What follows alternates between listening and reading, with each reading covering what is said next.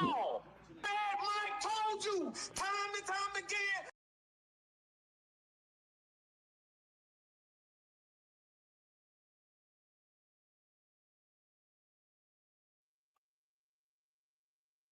Yo, what's going on, people? It's your boy.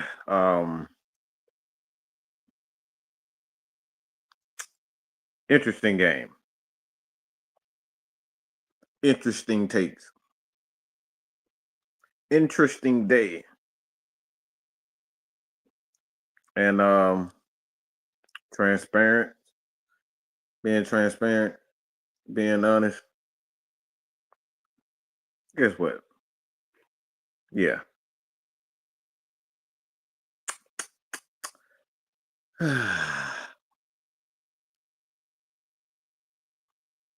I'm gonna be honest. Ooh.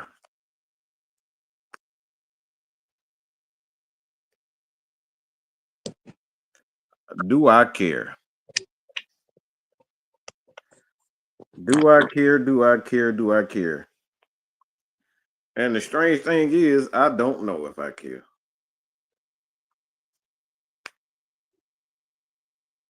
I don't know if I care. But I'm gonna get my little 6 points out real quick. Is this the sixth man that decided to step in? Pick six, Mike. Pick six. Pick six. You know what? I didn't even think about when I came up with this shit that the pick six with the 6 man. All right. I had to ambush on this one. Hey, that's the real pick six right there. What you did is pull out a real life pick six. Wow, having Deion Sanders in the background. Good job. Oh shit. All right, so I'm gonna throw some names out there, Kill. All right, so here are 6 players I'm gonna throw out real quick before we get to answering. I know y'all probably got some answers. We probably about maybe 20 minutes, 30 minutes at tops. But the first player I got in the pick 6, man, is Rico Dowdle. The Falcons cannot allow guys to get 150 plus, in this case 230 something yards. In this past game against Jonathan Taylor, we can't allow that shit to happen. And like I said, why I saw with Jeff Ulbrich, he's on my shit list. That can't happen. So that's the first one. The second one, Drake London, obviously because of the injuries and the wide receiver core has been absolutely horse crap. He got to continue to showcase his skills, and I think he's gonna do that. I mean, it's kind of odd too with him coming back from Germany and having an illness, but I'll speak on that. Third one, Michael Penix, and there's a lot of criticism surrounding this guy, and we already know what that entails, K Styles. But we're gonna get to that. Bijan Robinson got to reestablish him as a threat because he has been anything but that the past few games. Bryce Young, we can't allow him to be up here doing that damn poses on the field and all that type of stuff, especially us being at home. That can't happen. And the 6th one, not player related, but team related. I just want to see that Raheem fucking cares. I can't believe I'm saying this this for long in the season, but some got to be. So those are my pick 6, man. And they're all well. And let me see. You said the first one is Rico Dowdle. Yeah. Been one of the biggest issues for the Falcons all year, not being able to stop the run. I don't need this dude doing no McCringleberry celebrations on our field this time. No. But yeah, that's definitely going to be a cause of concern that needs to be addressed. And like you said, that goes back to Jeff Ulbrich. What you gonna do? Drake London, I really don't have an issue with. So far, he's been one of the bright spots of this offense the last few games. Penix, main thing with him is throughout all this drama that's been going on all week, put that behind himself and play his game. Bijan Robinson, I do want to see more of him as well. At this point, when it comes to when you said Raheem Morris, I'm not worried about Raheem Morris no more. I just need this team to show that it got some damn fight. Yeah. Like you said, they are at the point right now where it's not do or die or it must win. They don't have a choice now. Mm-hmm. Because it's too much. Like I said, it's too much outside noise coming into this franchise right now, and the more that they lose, the worse it's gonna get. So they don't have a choice right now, and I don't give two shits about Bryce Young. Mm-hmm. But out of those pick six, out of those six, like I said, this team has to come together. Who's gonna be the leadership that's going to lead? Who's gonna get this team out this far? Mm-hmm. And that's what I'm looking for. And if you guys are watching, and on the they got two versions of this on YouTube, so you probably watching it on the mobile version. There's a mobile version, and there's a desktop version. You can see it a lot clearer on the on the on the desktop version if you guys have said. So it's different. StreamYard and YouTube is doing something differently, so that's probably why you're having a difficult time trying to see certain things. Mm-hmm. I mean, y'all can get into comments if y'all want. Y'all got to throw it out there, but I so it interesting that see, I didn't know if I wanted to address this, but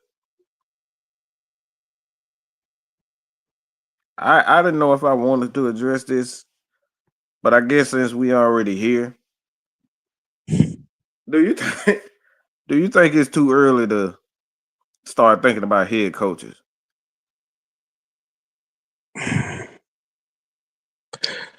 I would rather think about the next head coach at the end of the season, to be honest. But like you said, it's just too much drama so far in this season. So it's like,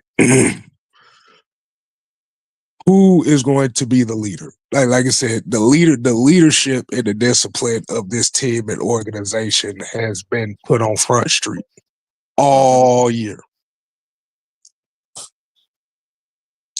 So for me personally, I don't want to think about the next head coach until the season's over with. But as long as they lose, we're not going to be able to escape it. No, I don't think you can. I don't think you can escape it. To be honest, it's too deep ingrained into the psyche of fans, media, and I think that's the thing, man. I saw something. I didn't see the original video, but I saw it on Smitty channel, and he was talking about where Shannon Sharp was like, "Ain't nobody gonna come to help you, Michael Penix." And see, this is exactly what. This is why motherfuckers are losers. You gotta want it yourself. You gotta want like that's some of the see there's a time and a place for that. There's a time and a place for ain't nobody gonna come in and help you. You gotta put in the work for yourself and you gotta be your own motivation. This is the same big oh boy, I almost said the F word. No, we ain't gonna go that far. So pretty much what it's going down to is Now, Penix's manhood has been called into Yeah, question by everybody. Like this dude cry at the drop of a dime of his damn brother. Every time he sees his brother, he crying. Man, my brother's my everything. Oh baby, baby, Michelle. Like, bro, you out there damn putting out. You really out here damn putting out fake sex tapes and fake sex tapes, and you up here talking about somebody soft. Bro, what are we doing, man? So essentially, what you're saying is that right now, Michael Penix's reputation right now from media pundits is he's basically a bitch. That's basically what they're calling him. Yeah, without really saying it. So, this is his point in time to kind of prove himself because now the narrative is you a bitch. Yeah. Which is hilarious. Well, what? Seemed like every quarterback that plays for this damn team always got some negative connotation behind it. But that's the thing they said about Matt Ryan. He was soft. They said the same thing about him. They said something about Matt Ryan. They said something about Marcus Mariota, Desmond Ritter, Tyler Heineke, Kirk Cousins, and now Michael Penix. That is hilarious at this point. Everybody has been soft at that quarterback position except for Mike Vick. He's been the only one that hasn't been labeled as weak.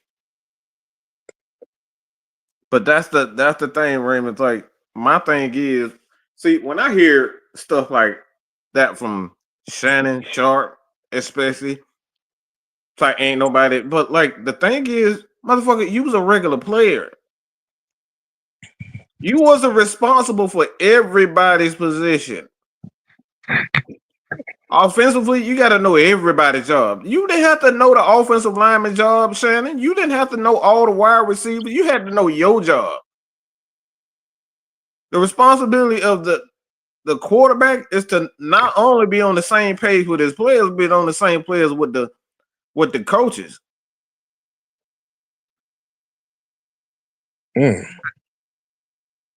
So he says, I'm with Brick till he actually seemed like a head coach.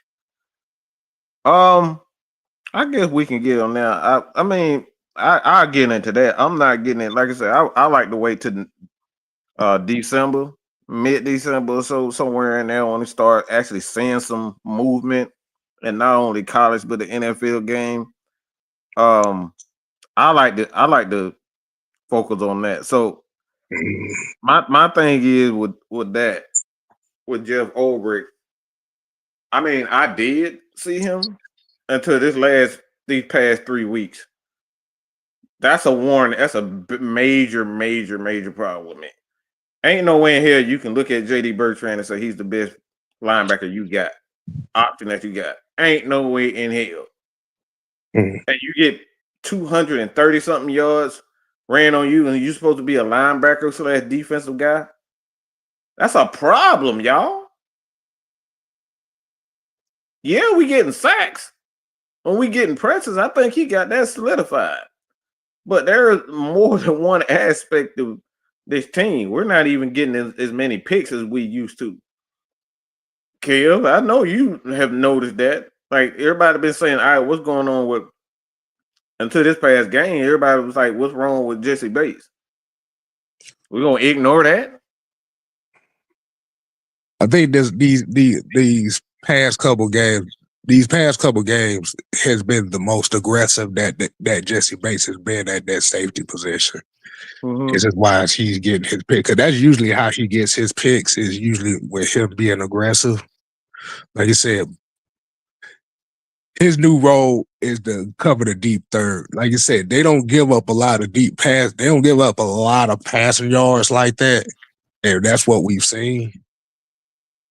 But like you said, it's kind of like it's an aggressive but don't break style of defense where they're not gonna get a lot of turnovers, but they'll get sacked. I know, and that sounds kind of weird. I can't even explain it the right way. But yeah, Night Whisper got the $5 said Arch Man is a crybaby too. He was crying last night. Who said he was crying last night? Y'all see an image of a man overwhelmed on the sideline and say he was crying. I don't know. I've seen. Have we not seen Matt Ryan overwhelmed on the sideline? Have we not seen Tom Brady overwhelmed on the sideline? Mm-hmm. Bro, we literally just saw Lamar Jackson overwhelmed on the sideline. Like, man, look, let me say this. Let me say this. I think everybody should go to hell. Okay? Anybody that's criticizing Arch need to go to fucking hell. And I'm gonna tell you why. Who the fuck are you to tell him that his life ain't no worse or better than yours? My thing is like this dude got who got more pressure on them in the league, and I'm not as college, but the NFL. Who got more pressure on him? Which quarterback and which player got more pressure on them? I could say probably one guy that I can name right off the top in any sport, and that's Bronny James. That's it. Because even Bronny, he got a little bit of leeway, but you got your granddad to look up to. You got your arguably the greatest quarterback of all time in Peyton Manning, and then your uncle, Eli Manning, he's a Hall of Famer. So you got three. You got three of the greatest players to ever play the quarterback position to live up to. And then every time people look at you, you're not even you. His name and his body, his everything about Arch don't even belong to him. You are Archie. You are Peyton. You are Eli. You are the family name. Every time they look at you, they expect you to put up 30 points, to win Super Bowls, to win championships. Your whole life ain't even yours no more.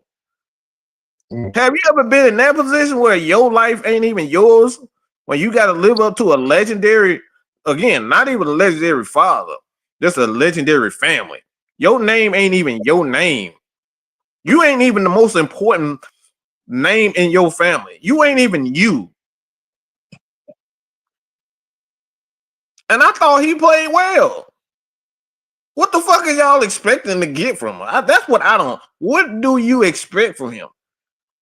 This is the University of Georgia. They have been in the championship for 10 straight years. Won back to back. What the hell you expect him to look like against Georgia? Ohio State. Like these teams have won championships in the last 5 to 10 years, bro. What are we talking about?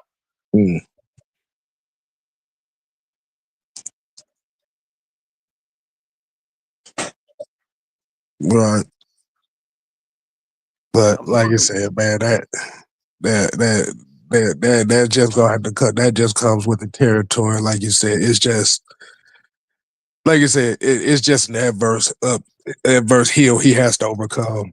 And like you said, do not and as long as he don't let it demoralize him of him possibly not living up to that name, that's how you make careers crash out real quick.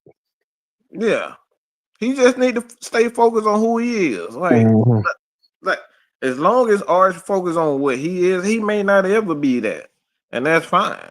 But like, man, look, we see motherfuckers crashing out on the field all the time. Motherfucker literally got into a fight with his coach on the sideline. We see that time and time again, swinging on a coach on the sideline. Was that the Miami game? Who was that? Was it Miami? Well, one of those, some dude made had a coach. It was Texas last night. It was Texas last night. Was it Texas? I can't remember. But a dude, I can't remember what it was, but I saw it was a special teams blunder, and dude was all he was crashing out. Oh, you talking about the kicker from Alabama? Was it that?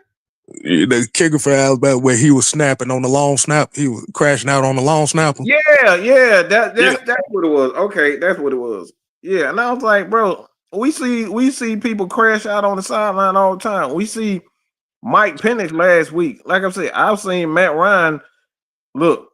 I've seen Matt Ryan look so distraught after games. You like, yeah, that dude look like he just had he looked like he just got finished crying. So my thing is, I don't have a problem with that type of stuff as long as you come back from it. It's how you come back from it. You can't expect guys. Look, you played organized sports, kid, and you seen people crash out all the time for making bad mistakes or the coach crashing out on you and making it cry. Like shit, like that happens. It happens. Organized hell, it happens in pickup games. Shit. Mm-hmm. But the idea is wanting to win the game, and the idea is you don't want to be the reason why somebody loses. Yeah. That's the worst feeling. That's worst feeling as a player in any sport. You don't want to be the reason why your team loses. And you don't, and like I said, you want to, and you just really want to just win. Mm-hmm. But like you said, as far as going into this Falcons Panthers game, like you said, man, they don't have a choice. Who's gonna step up and just say, okay, this is my motherfucking team? Yeah. That's the only thing. That's the only thing we be looking for. Like you said, you got to pick 6. I usually have my 5 points. I just got 1 point for this game. Who won it? Mm-hmm. Who motherfucker won it? Yeah.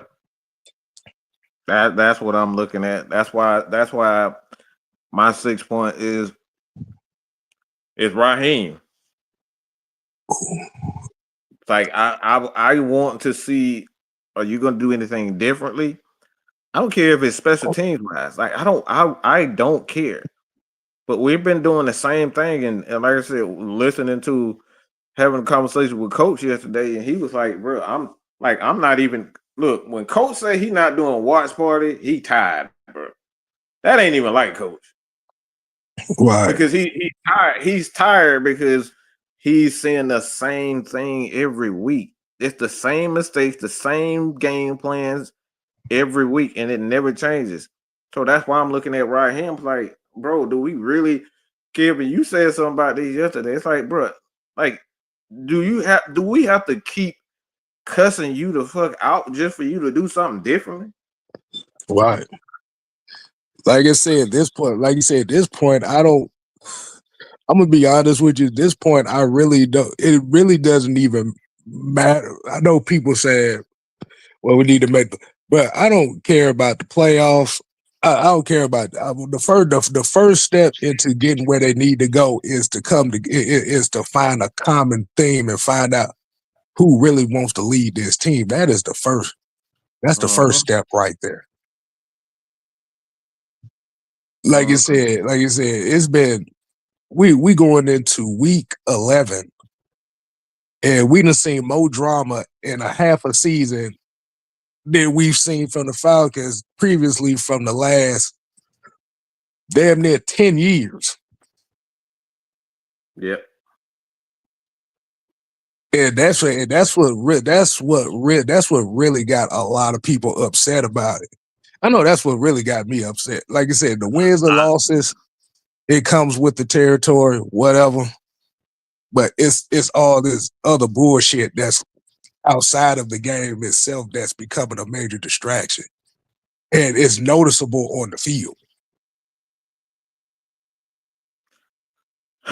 So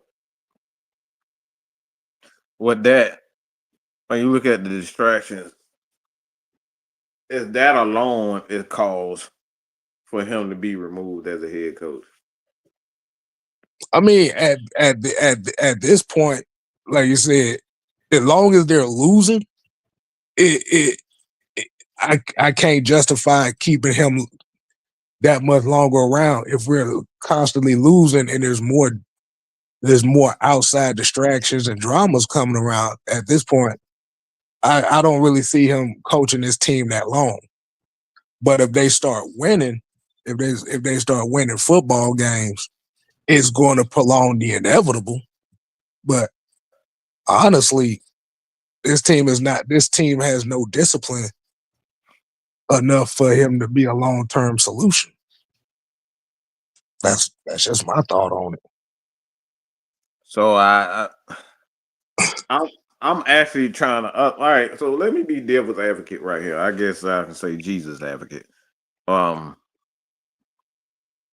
look at the good points of what Okay. Raheem, Zach Robinson, and Jeff Ulbrich are doing. Is there enough offensively, defensively, head coach where you're seeing where it's like, all right, I see some good things out of Raheem? And honestly, at Raheem, it's gonna take me a little bit of time, so I need you to answer this first because I really got to think about it. Oh god damn it! What's up, Dan? All right, Uh, yeah, we live, brother. Hey, y'all. This is one of my OGs that taught me a little bit of game. What's going on, Lieutenant Dan? But go ahead and answer that because like I said, for me, Raheem, I'm really trying to think about it with Raheem, what I expected. And like for me, it's not even. It's difficult. Go ahead. And the thing is, the only really good thing I can think about him is kind of tough because it's not consistent enough to really say is it really anything good right now. Now I understand if there was like some consistency, but everything has been inconsistent and it's kind of hard. It has been inconsistent all year, to be honest with you. Mm-hmm. It's not the worst that we've ever seen, but but like I said, the problem is right now it's too many distractions. It's too many boneheaded penalties and plays that's costing us game after game after game after game. And the problem is the stuff is not getting fixed. At the end of the day, yes, we can blame and definitely so. You could blame the OC, but whatever. But you also got to put the overseer, the guy who's in charge, on the field. Yeah. I'm trying to like the only thing. See, this is why I have to slow down and think about what I'm saying because it's ouch. Yeah. Like the only I see. Oh my god, I really am wrecking my brain trying to say something positive about it because the thing is, what I do when you look at Raheem, I do like the fact that he gives young coaches opportunity, but there's something that goes with that also with young coaches, and that's inexperience. Mm-hmm. You see what I'm saying? That like you see offensively, do I think Zach is a brilliant a smart offense coordinator? I don't know. I haven't seen anything that like makes me want to believe in him. And then you look at the second part of Raheem, it's like, all right, does he bring in good coaches? And I'm still saying that again. I don't know that. AKA a consistency problem.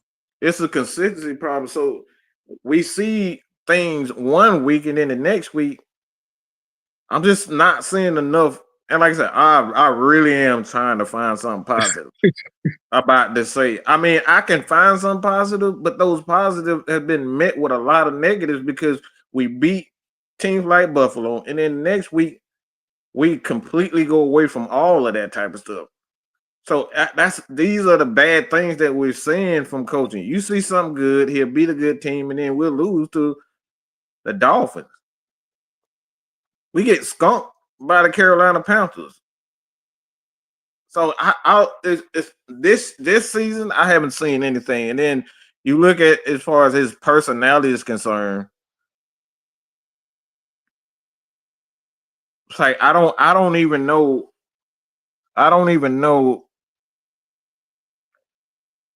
See, even his personality is being because Mike Penix is calling him out.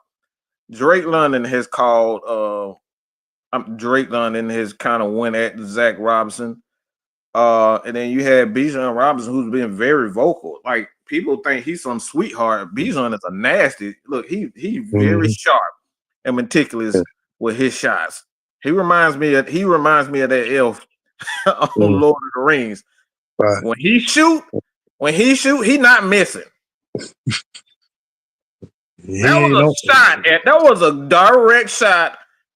When they lost to Carolina, Bijan said we were not ready. We were not prepared. And nobody listened to it because he was soft-spoken. It kind of reminded me of somebody that'd be sitting next to me in my right hand, and he hosts a lot of these shows. Yeah, that sounds a lot like me. Yeah, I know. I understand. It's not as like you. It's like when you think about it, that should be sharp and it's right at you. So my thing is like when you look at Raheem, to be honest, I came into the season saying, what am I gonna what am I expecting? And I told everybody from the very beginning, I do not care about the players this year. I want to see the growth of this coaching staff. And to be honest, from head coach, offensive coordinator, defensive coordinator, the only growth that I could say that I've seen out of the coaching staff is really Nate Ollie. Marquise, whatever the heck his name, I think is Marquise Williams. Marquise Williams, special teams coach. He's taken a major dive. The special team's been a mess the last few years. It's been a mess. It's so many different. Like I said, hey, I'm about to say put Lieutenant Dan thing back up there. I kind of want to answer that one right quick. Put it back up there for me. Okay. What he said, he said, imagine being a good employee that makes mistakes under a bad boss whose district manager is also bad. Are you at fault for making mistakes under their leadership? Mm-hmm. This is exactly what I'm dealing with right here. That's why I say it's hard for me to find anything positive, because when I find something positive, it's immediately met with it overshines. Mm-hmm. The negative overshines. So it's like I don't even, like I say, it's whew. So for those that don't know what he's talking about, it's basically saying that if you're constantly making mistakes at this point in time, now you got to look at the people in charge that's continually allowing you to make these mistakes. Yeah. And that's why I'm looking at Mr. Blank right now. This is the first time that I'm looking at Mr. Blank. I'm saying, how long are you going to allow your front office, your man in charge? Because if he doesn't get rid of Raheem and a lot of people in that front office, now we know what the problem is. He's no better than Jerry Jones if he can continue to allow it. Yeah, the biggest difference is Jerry Jones likes ass kissers. Mm-hmm. Arthur Blank likes people that make him feel good and make me money. And then, like you said, at this point in time, that is the biggest caveat right there. This first time here. But before we do that, go ahead and say that name, Marquise Williams again. Go ahead and say that name again.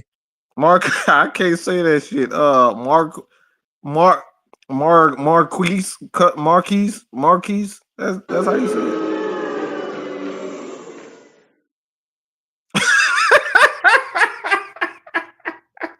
Cam, see, What Cam is about a huge man. Cam is, see, that'll go over a lot of people here because Cam is such special teams. I'm talking about the small intricate details of football. Cam is all special teams, and he been so critical. Zach Robinson?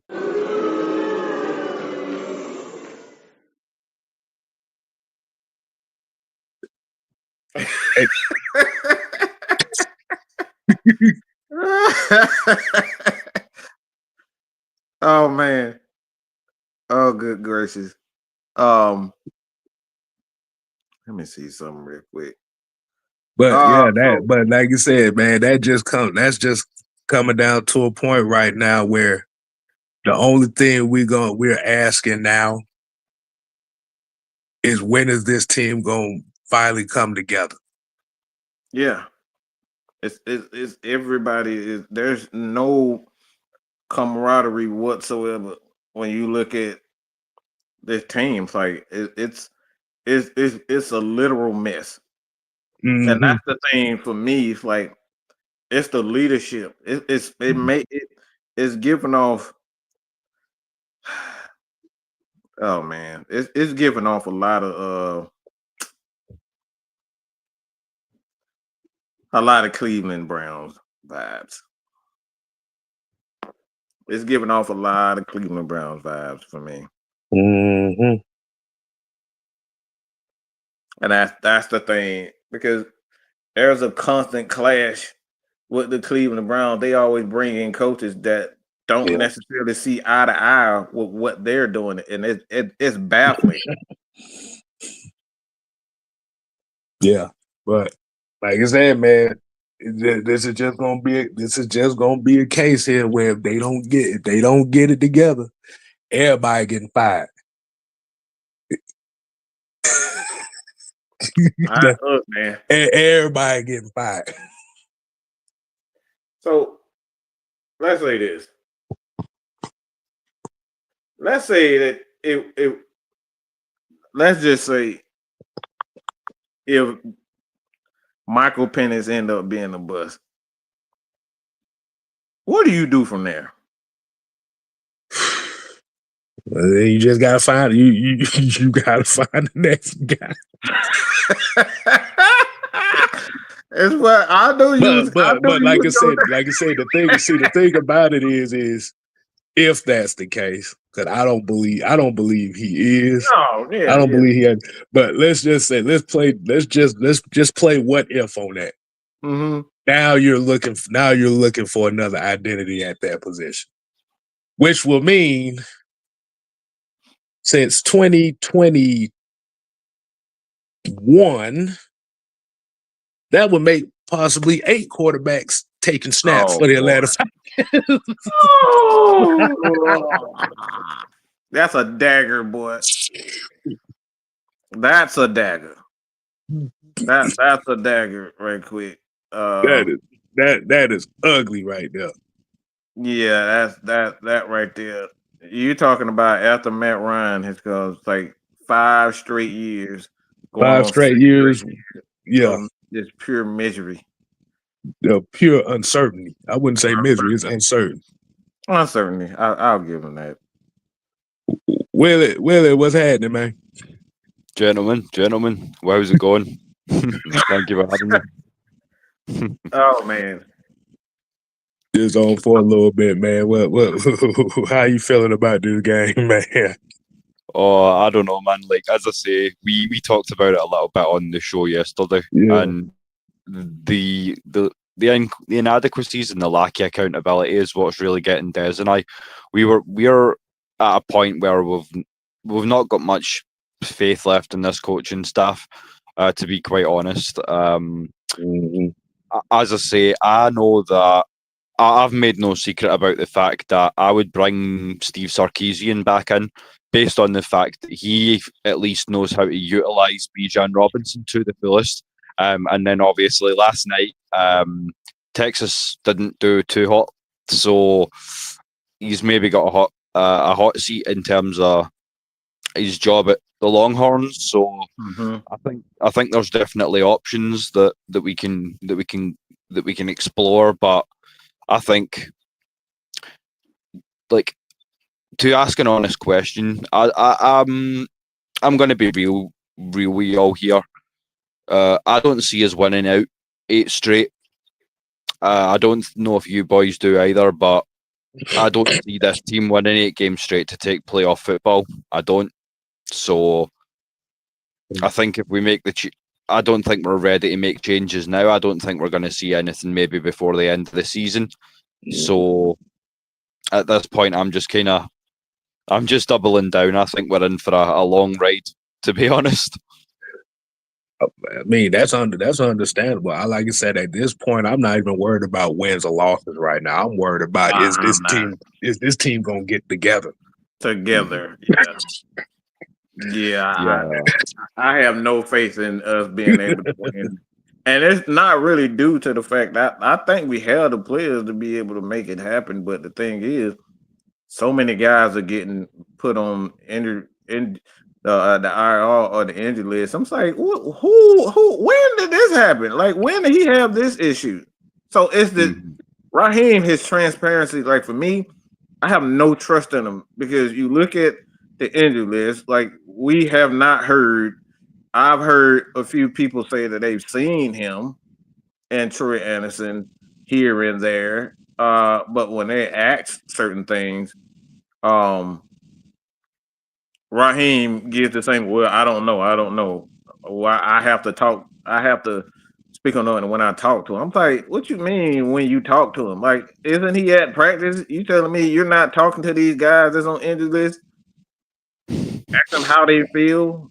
Nothing, any of that. Like, look, I know it's protocol when it comes down to certain things, but the thing is, like, when you have so many guys, like Drake London.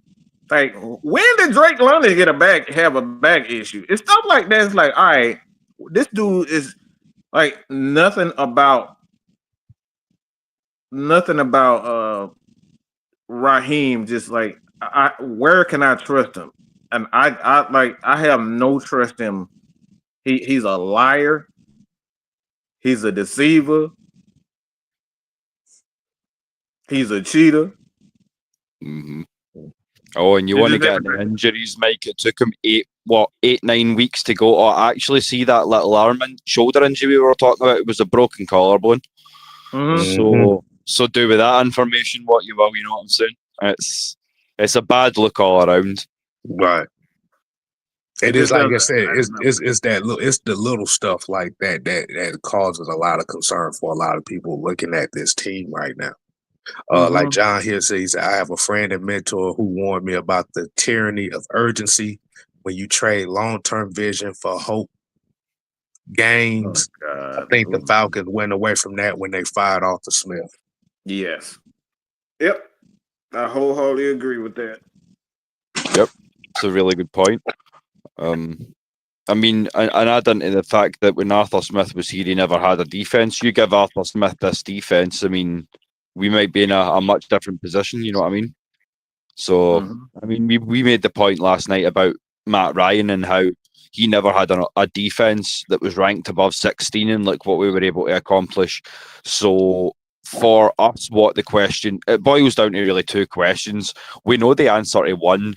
The other answer might be a bit longer and a bit more convoluted, but are we a bad team? Absolutely not. Are we a bad organization? Now you're asking some questions. And that's where I kind of fall on it.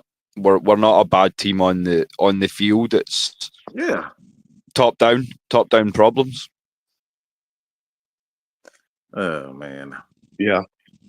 In hindsight, looking at this, like I said, we're gonna we got the other crew, Magnus and the crew, they on live, so we're not gonna be on too much longer. But